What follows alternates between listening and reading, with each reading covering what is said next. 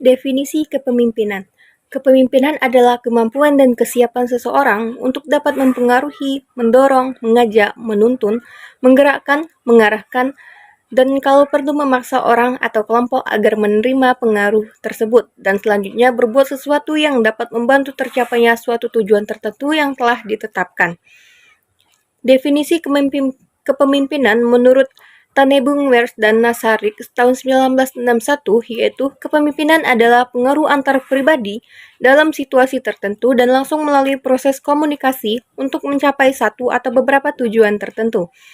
Kepemimpinan adalah sikap pribadi yang memimpin pelaksanaan aktivitas untuk mencapai tujuan yang diinginkan menurut Charles Gould tahun 1957. Kepemimpinan adalah suatu proses yang mempengaruhi aktivitas kelompok untuk mencapai tujuan bersama menurut Behling tahun 1958. Terdapat 4 gaya kepemimpinan yang terbukti sukses mengembangkan tim. Yang pertama ada telling, yaitu memberitahu apa yang harus dilakukan dan bagaimana cara melakukannya. Gaya yang kedua yaitu selling, yaitu menjual ide dan proaktif dalam berdiskusi yang membuat karyawan ikut berproses dan paham dalam tugas.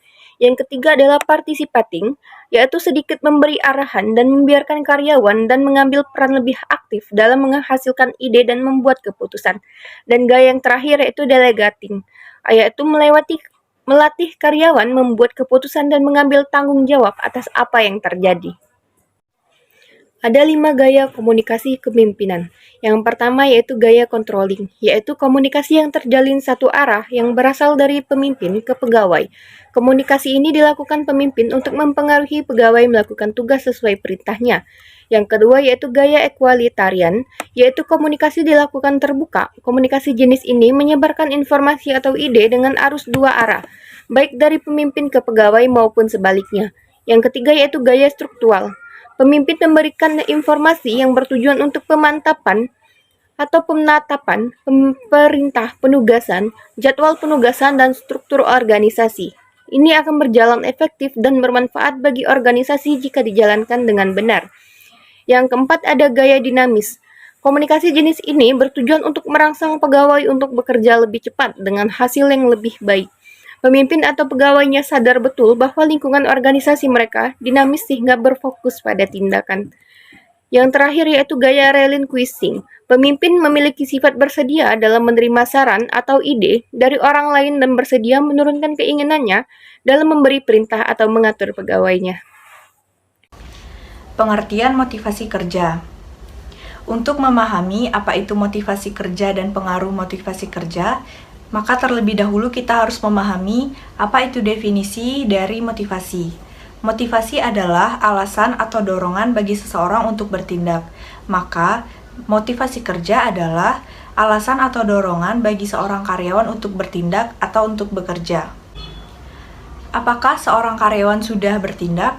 Tentu saja seorang karyawan sudah bertindak, karena mereka sudah memiliki motivasi dasar jika mereka memilih untuk menjadi karyawan. Yang pertama, mereka memiliki alasan atau dorongan untuk bekerja karena mengharapkan gaji.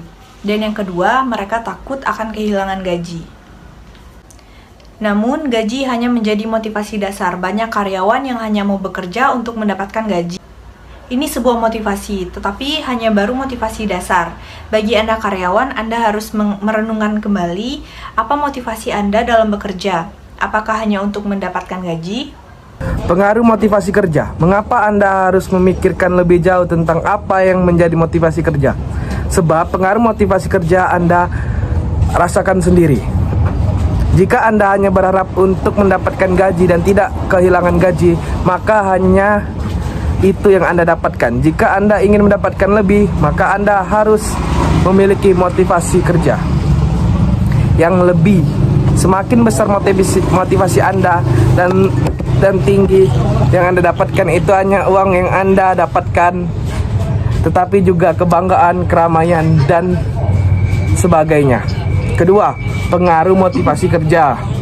Sebelum saya membahas tentang pengaruh motivasi kerja terhadap prestasi, saya ingin mengingatkan kepada Anda dan saya sendiri bahwa yang namanya motivasi akan memiliki pengaruh terhadap jiwa kita. Saat yang menjadi motivasi adalah sekedar untuk kehidupan dunia, kita akan mengabaikan semua aktivitas itu, termasuk bekerja, sebagian dari ibadah kepada Allah Subhanahu wa Ta'ala. Untuk selengkapnya tentang pembahasan ini akan dibacakan ke artikel oleh yang lain. Kesimpulan. Pada dasarnya, motivasi merupakan keadaan psikologis yang perwujudannya dapat dilihat dari tingkah laku. Seseorang akan melakukan sesuatu pekerjaan dengan sungguh-sungguh apabila ia mempunyai motivasi yang kuat.